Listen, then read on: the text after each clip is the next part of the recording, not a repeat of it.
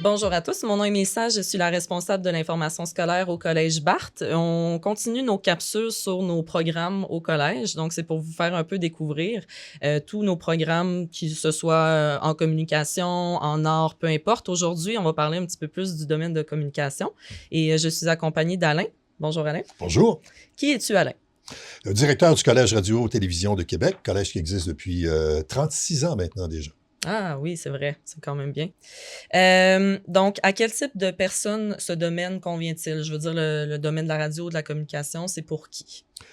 La première qualité qu'on devrait avoir, c'est d'être curieux. Et les gens qui s'intéressent au monde de la communication sont souvent des gens qui sont créatifs, des gens qui vont avoir des choses à raconter. Vous savez, si ça fait des années que vous faites dire, tu parles tout le temps, tu as toujours quelque chose à dire, il y a peut-être un signe, là, mais essentiellement, ça prend des gens qui s'intéressent à ce qui se passe autour d'eux. On dit que la radio, c'est la vie avec un micro dans le visage. Alors, ça prend des gens qui aiment observer ce qui se passe dans la société autour d'eux.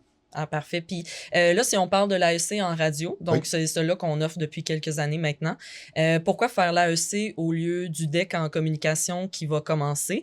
Faut noter aussi que les élèves du secondaire ne peuvent pas aller en AEC tout de suite après le secondaire, donc ça, on peut outrepasser ça. Mais sinon, quelqu'un qui revient dans le domaine des études, pourquoi faire l'AEC au lieu de continuer dans un DEC? De façon générale, une AEC, c'est un boulevard vers l'emploi. C'est une fenêtre que le ministère de l'Enseignement supérieur nous donne pour former des gens le plus rapidement possible et les amener au marché du travail. Ce qui fait qu'une AEC, ça vous donne l'occasion de pratiquer exclusivement ce qui est directement relié avec le cours que vous suivez. Et c'est comme ça en radio, ce serait comme ça en mécanique ou en soudure, si vous voulez. Donc, tous les cours sont des cours de spécialisation. C'est la façon la plus rapide de passer entre chez vous et un studio de radio et de gagner votre vie dans le métier. Parfait. Et dis-moi, qu'est-ce qui nous démarque au CRTQ pour le programme? Je parlerai d'un sentiment familial qui vient du fait qu'on est toujours de petites cohortes, 10, 12 étudiants, et ça fait que c'est tricoté très, très serré au collège. Et cet esprit-là de famille, ça existe depuis toujours. Je dirais que la principale caractéristique du collège, c'est ça.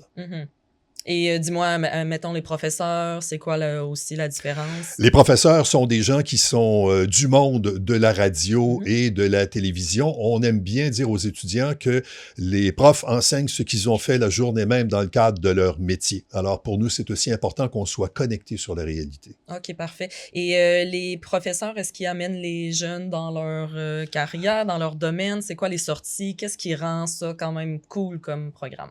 Bien, souvent, les étudiants aiment bien aller voir où travaillent les profs qui leur enseignent, ce qui fait que ceux qui travaillent à la télé vont souvent les amener dans la station de télé et leur faire vivre ce qu'est l'expérience de, par exemple, des émissions en direct. C'est la même chose pour la radio. On aime que les étudiants puissent se brancher sur la réalité du milieu dans les stations chez les employeurs et se faire voir par le fait même. Ouais. Et après ça, ramener ces connaissances-là au collège et l'appliquer dans leurs émissions aussi. Est-ce que ça permet aussi de faire des contacts quand on les amène en studio? Absolument. Quelque part, ou Absolument. Ouais. On dit toujours aux étudiants, quand vous allez, vous êtes en mode vente tout le temps. Parce que les employeurs, sans vous le dire, sont parfois en mode recrutement eux-mêmes. Et ils vont regarder l'attitude que vous avez quand vous êtes sur place. Est-ce que vous posez des questions? Est-ce que vous semblez vraiment vous intéresser au milieu? Alors oui, c'est le premier maillage avec le métier, c'est là qu'il se fait. Est-ce que c'est déjà arrivé, par exemple? As-tu déjà vu un de tes élèves qui était encore en train d'étudier avec toi? Vous êtes allé faire une sortie dans je sais pas, une radio, une station quelconque,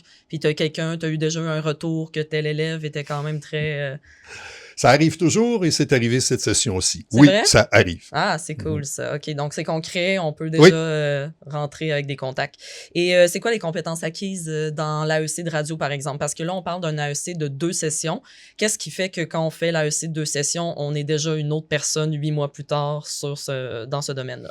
Quelque chose qu'on aime bien faire entendre aux étudiants, c'est ce qu'on appelle notre avant-après. Comment on sonnait quand on est arrivé au collège et comment on sonne quand on termine le programme. Et souvent, on s'aperçoit que les gens sont devenus de bien meilleurs communicateurs, ce qui est une qualité partout, quel que soit le domaine dans lequel on travaille. On a toujours besoin de gens qui savent exactement ce qu'ils ont à dire, qui sont capables de structurer leur pensée puis de l'exprimer clairement. Et je pense que ça, qu'on décide de faire de la radio ou qu'on ne soit pas dans le monde des communications, il y a des gens qui ont fait notre programme, qui sont allés en ondes et qui maintenant sont dans d'autres métiers où ils réussissent très bien. Et la force de leur travail dans le monde du travail, leur Mhm. qualité principale, c'est la capacité de bien communiquer. Fait que je pense que c'est Mhm. universel. OK, parfait. Et les perspectives d'avenir, bon, on travaille en radio, si on fait l'AEC en radio. Est-ce que tu en as vu justement, ben, tu me dis on peut faire à peu près ce qu'on veut. Y en a-tu qui vont plus à la télé, qui deviennent... On a des gens qui sont à la radio, on a de nos profs qui ont commencé à la radio et qui sont à la télé maintenant. Mhm. On a un de nos étudiants qui est à l'Assemblée nationale comme député. Alors donc, OK. il y a des gens qui peuvent faire absolument de tout avec Mhm. leur capacité à bien communiquer. Parfait. Merci Alain, c'est Ça fait tout pour plaisir. l'AEC en radio.